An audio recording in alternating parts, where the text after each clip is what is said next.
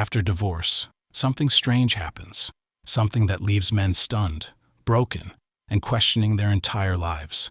It's not just the loss of a wife, not just the empty house, not just the split holidays with children. It's something far deeper. It's the rewriting of history itself. The woman who once said, "I love you," with tears in her eyes. The same woman who clung to you during storms, who smiled in family photos and planned a future together, suddenly tells a new story. She says she was never happy. She says she was pretending. She says the marriage was a prison. And you, the husband who lived those same years, stand there in disbelief, because to you, those moments were real. They weren't fake. They weren't pretend. They were your life. But in her rewritten story, none of it mattered. None of it was genuine. None of it counts anymore.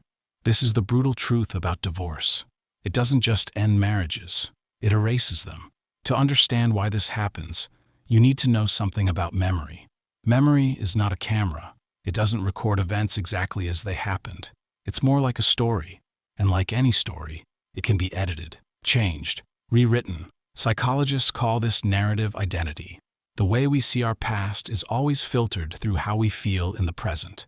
So when a woman feels guilt or shame or fear after divorce, her mind begins to change the story of her past.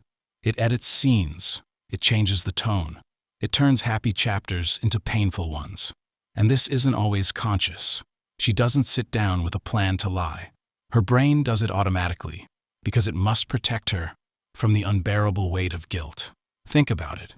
If she admits the truth, that she once loved you deeply, that you built something real together, that the family you had was beautiful, then she must also admit something else. That she destroyed it. That she walked away from something good. That she broke her children's stability. That kind of guilt is crushing. And so her mind takes the easy path. It rewrites the story. It says, "I was never happy. He never truly loved me. The marriage was always broken. Now leaving feels justified. Now the guilt fades. Now she can see herself not as the destroyer, but the survivor." It starts slowly. A happy memory becomes tainted. The honeymoon becomes fake. The anniversary trip becomes a show. The love letters become forced. The arguments, which were once normal disagreements, become proof of abuse. She begins to tell friends a darker story. She begins to reinterpret every smile, every kiss, every photo, until the man she married is not her partner, but her captor. And the marriage itself becomes not a home, but a cage. But it doesn't stop with her. Her divorced friends validate this new story. They say, "We always knew you weren't truly happy." Her family rewrites history too. "Yes, he was never good enough for you." Social media pours in with endless encouragement. "You were brave to leave. You deserve better. You did the right thing." The new story spreads, and with every retelling, it grows stronger, until she herself believes it fully. The old truth fades away. I once heard a man describe his divorce like this. He had been married 18 years, 3 children, vacations together, dozens of anniversary cards and photos. When his wife left, she told everyone she had been miserable for years, that he was controlling, that she had been pretending to be happy. This man held in his hands videos of their vacations, laughing on beaches, kissing under fireworks, her voice saying, "This was the best day of my life." And yet, she swore none of it was real, that she had only been acting. Imagine what that does to a man. Imagine questioning whether the last 20 years of your life were all an illusion. For men, this is the cruelest wound, because it's not just betrayal of loyalty, it's betrayal of reality itself. You lose your wife, and you lose the truth of your own past.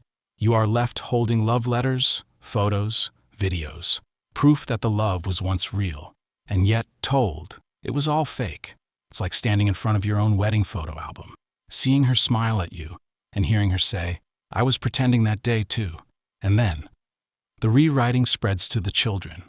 She tells them, "Your father never loved me. He never cared. We were never happy." And the children are torn. One parent says the marriage was real. The other says it was all a lie. Who do they believe? What is the truth? Children need stability. But in divorce, they lose not only their family, they lose their history. The foundation of who they are becomes cracked. Many grow up confused, resentful, even broken, not just because their parents divorced, but because the story of their childhood was stolen. Here is the brutal truth men must face. Women don't rewrite history after divorce because the past was fake. They rewrite it because they cannot face the guilt of what they've done.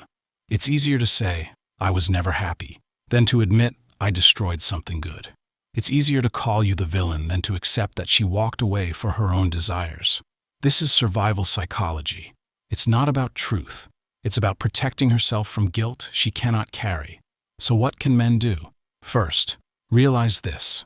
The rewriting of history is not about you. It is not proof that your marriage was fake. It is proof that she cannot handle the truth. Second, hold on to your memories. They were real. The love you gave was real. The family you built was real. Do not let her rewritten story erase your reality.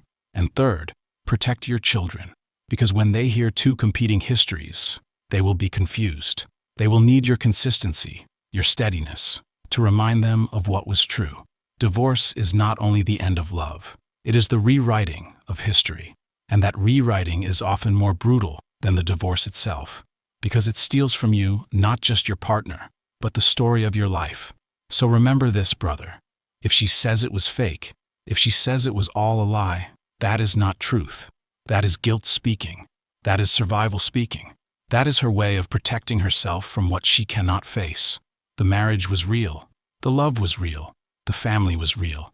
And no amount of rewriting can take that truth away from you.